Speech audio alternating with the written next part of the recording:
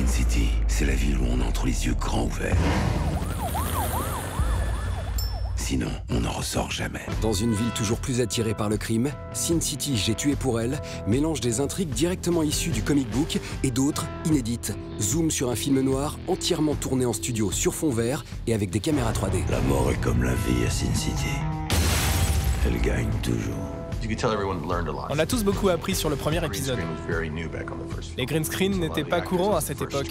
C'était la première fois que les acteurs travaillaient dans ces conditions.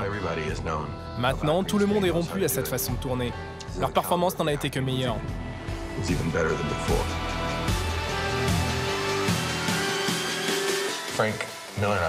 Avec Frank Miller, on a une relation de travail unique dans l'industrie du cinéma. On a un respect artistique mutuel. C'est pour ça que j'ai souhaité qu'il réalise le film avec moi. Un de ces jours, elle appuiera sur la détente. C'est un excellent jeu.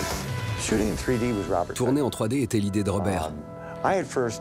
Pour être tout à fait honnête, il a dû me convaincre. En général, je n'aime pas les films en 3D. Ça me donne souvent l'impression d'une pâtisserie trop chargée. Mais dans le cas de Sin City, c'est différent. Les images sont plus simples, c'est l'histoire qui prime.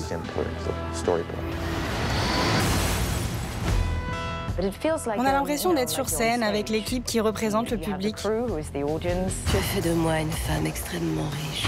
Tu ne peux pas nous vaincre. Sin City a un style visuel facilement reconnaissable, très iconique. Je n'ai jamais vu ailleurs cette touche rétro, mêlée à de la SF et du film noir. C'est parfaitement inhabituel. J'ai besoin de ton aide. On va se farcir des tas de types armés. Sin City, c'est le passé qui se heurte au futur. Un film en 3D converti d'un comic book graphique, lui-même inspiré par les romans noirs des années 50. Le meilleur des trois mondes. Ne jamais perdre le contrôle. Ne jamais laisser ressurgir la bête.